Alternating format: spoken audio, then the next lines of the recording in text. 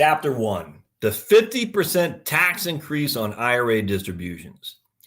The single most important thing to understand about the U.S. tax code is the difference between gross and taxable income. Let's introduce John and Judy. They have $100,000 of gross income. What do you think their tax bracket is? Most people will see a married couple with $100,000 income and think they're in the 22% bracket, but that's not right. Your federal tax bracket is actually based on your taxable income, not your gross income. Taxable income is a net amount you have after you take the various deductions and or exemptions that are available.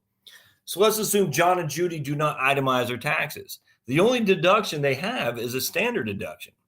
Under the new tax bill, the Tax Cut and Jobs Act of 2017, taxpayers under 65 years old can take $12,000 in standard deductions.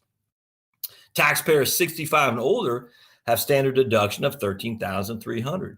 So assuming John and Judy are both over 65, they would subtract $26,600 from their $100,000 of gross income. And thus their taxable income would be $73,400, which puts them in the 12% bracket. They will pay $8,426 in federal income tax. But what happens if they add $10,000 by taking a distribution from a traditional IRA? Now their taxable income is $83,400, which does put them in the 22% tax bracket. And now their tax is $10,227, an increase around $1,800. Put another way, that $10,000 distribution accounted for 9.1% of their total income, yet it accounted for 17.6% of their total tax bill. I'm going to show you the table below, and you can see that a $10,000 IRA distribution, how it affected John and Judy's taxes. Now here I'm just going to read the table. All right, so there's no IRA distribution. John and Judy have $100,000 of income. That means they have $100,000 of adjusted gross income. Their standard deduction is $26,600.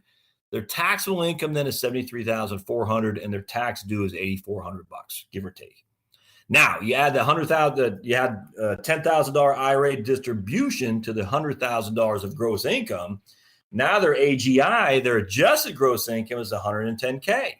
You take away the $26,600 in standard deductions, and their taxable income now is $83,400, which puts them as a tax at $10,227. Most taxpayers understand that tax rates go up as income increases. What gets overlooked is that the actual percentage of the increase is huge. In John and Judy's case, it was a 50% increase. How? Because that $10,000 distribution cost them $1,801 in additional tax, meaning their effective tax rate on that distribution was 18.01%. $10,000 distribution, $1,800 in tax, that's 18%, 18.01 to be precise. If they had remained in the 12% tax bracket, though, their tax would have only been $1,200. So $600 more on initially $1,200, that is a 50% increase in taxes on that $10,000 distribution. What would have happened if that $10,000 IRA distribution came from a Roth, though? And here's where it gets exciting, my friends. Roth distributions are tax-free, so that $10,000 will not be included in their taxable calculation. They have the extra $10,000 to spend. They just don't pay tax on it. Now, you might argue, yeah, Josh, but your numbers are sound, but they received a deduction on the money going into the IRA to begin with. You'd have to compare the tax they pay now to the savings they had before. It's 100% correct. Yeah, absolutely. We certainly need to look at the tax savings of the IRA deduction against the tax-free withdrawals of the Roth. Absolutely. However, my experience is that many working taxpayers don't have near the taxable income they think they do, given varying tax deductions and credits, mortgage interest, credits for children, real estate tax, maybe they tithe. In fact, let me ask you, do you know what the number on line 47 of your own 1040 is?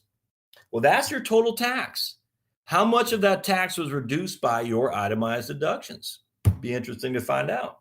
Unfortunately, most taxpayers actually retire into higher tax brackets because their RMDs, required minimum distributions, put them there, and they no longer have any itemized deductions, which is exactly what happened to John and Judy. At that point, there's not much they can do other than pay the tax. But keep on reading, and you'll see the many other overlooked benefits of the Roth.